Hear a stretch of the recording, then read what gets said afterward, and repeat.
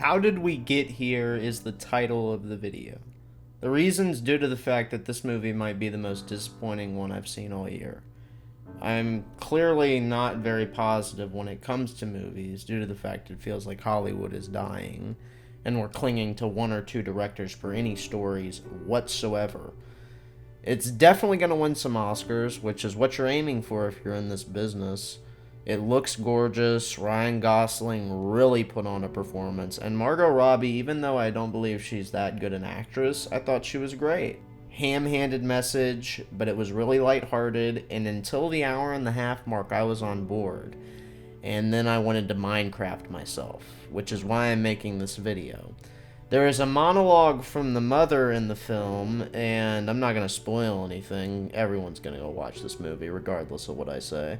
But I'm talking live footage of the Hindenburg, people. It feels like it lasts days, explaining the struggles, the unbearable issues women go through, which aren't false. I'm just sick of the narrative that women face things men could never understand. Yes, there are some physical aspects they suffer from that we can't fathom, but life and social struggles, which was the focus of her speech, vice versa. Yes, every girl hates one another, and it seems like y'all treat each other more like cats than people. But guys, especially in a day and age where emotions are seen as weak, I'd argue have gotten a much blunter bash to the face from society than women. When I saw a girl cry in a classroom in high school, she was usually comforted by at least a couple friends. You made a scene with tears as a guy at my school, you're getting chuckled at or gossiped about. Everyone has to suffer to find peace, is my point. And considering the way this film was advertised and promoted, from the posters to the soundtrack and trailers, it reeks of irony. With drugs that are basically meth being prescribed to kids at the highest percentages we've ever seen before, and videos like this being published to promote their movie, where the whole video might as well be 4:3 aspect ratio of Nikki's box.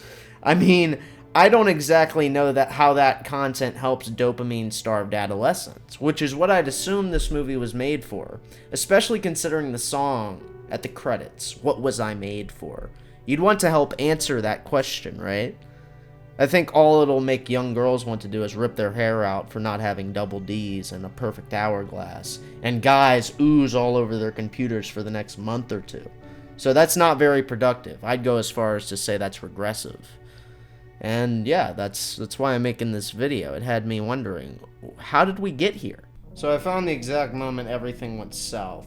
February the 22nd of 2015, the Academy Awards. It opens with what feels like a fever dream starring Neil Patrick Harris. I don't watch the Oscars, and I don't know if this is normal, but it made me nauseous. Followed by some next-level irony from Jack Black.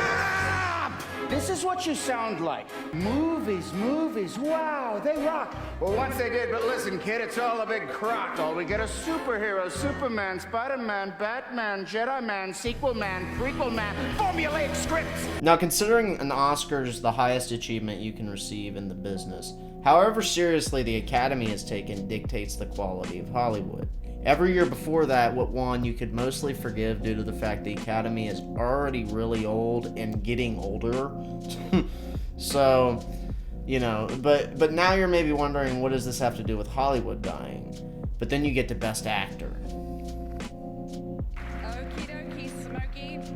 The Oscar goes to Eddie Redmayne. And I'll say this up front, I'm glad Eddie won. I loved his speech, he was clearly shocked, it was heartwarming, but the only thing that Oscar means anything to is the people hiring. I mean, come on. You know, what has to happen in a person's life for them to become a critic anyway? Let me read it. I will call the police. Call the police. Callum. Callum's a label. Just, lackluster. That's just a label. There's nothing in here about technique. There's nothing in here about structure. None of this costs you fucking anything. Well, I'm a fucking actor. This play cost me everything. And I'm saying this after seeing The Flash. Let's get nuts. But hey, one slip up, and let's be honest, it was more of a sympathy win due to the content of the film. we can forgive it. Skip forward a year, and you scroll all the way to the bottom, start with writing, and, I mean, we're done. I haven't even seen the movie Ex Machina. From what people have told me and just their facial expressions while telling me about it, I can only imagine how disrespectful this was. The rest, I haven't seen most or heard most of, so I can't confirm or deny, but Best Actor, Director, Music, Cinematography, and Picture, yeah, I can speak on those ones. To start, Leo over Fassbender for Best Actor. Joanna's gonna call my name in a second. That was unrehearsed. Okay, I could forgive that. Alejandro for The Revenant for Best Director.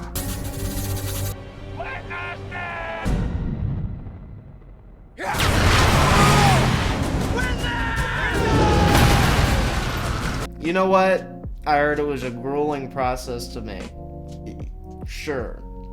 You know, maybe, you know what? Sure. Spectre wins Best Music.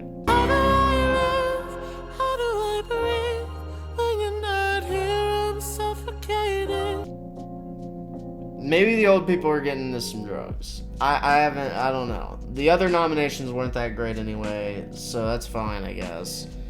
Cinematography goes to The Revenant. I mean, again, I don't know what these old folks are getting into, so I'm sure Mad Max won Best Picture. I am sure Mad Max won Best... Spotlight. This was the very moment Hollywood began to crumble. A film that intertwines politics and a great cast. The Academy ate it up like a college kid eats up ramen. The year after was a total embarrassment. La La Land. This is not a joke. Moonlight has won Best Picture. Moonlight, Best Picture. Then the next year, the hosts and nominees were even worse than the years before, which seemed almost impossible at the time. And ever since then, VOD has dominated the industry. And I agree with the movement. I've seen the TV shows and I've seen the originals. And I gotta say, some of them, compared to what I've seen in theaters, yeah, they're better. And it's just depressing. It feels like there's only 3 watchable movies now every year that you can go in with your family to see. At least that you'll remember.